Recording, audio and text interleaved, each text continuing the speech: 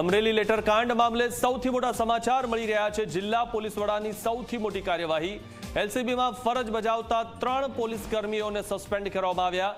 ફરજમાં નિષ્કાળજી બદલ એસપીએ કાર્યવાહી કરી છે। કિશન આસોદરિયા, વરજાંગ મુળિયાસિયાને સસ્પેન્ડ કરવામાં આવ્યા છે। હિનાબેન મેવડાને પણ સસ્પેન્ડ કરવામાં આવ્યા છે।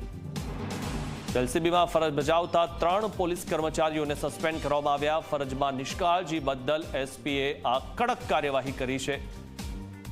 વધુ માહિતી મેળવી અમારા સંવાદદાતા કેતન પાસેથી। કેતન, જે રીતે આ એક મહત્વની કાર્યવાહી કરવામાં આવી છે, 3 પોલીસ કર્મચારીઓને સસ્પેન્ડ કરવામાં આવે છે, શું વધુ માહિતી? બિલકુલ મિથુન, બહુચર્ચિત લેટરકાંડ મામલે સૌથી મોટા સમાચાર આવે છે। અમરેલીના એસપી સંજય ખરાત દ્વારા લોકલ ક્રાઇમ બ્રાન્ચમાં ફરજ બજાવતા 3 પોલીસ કર્મીઓને સસ્પેન્ડ કર્યા છે।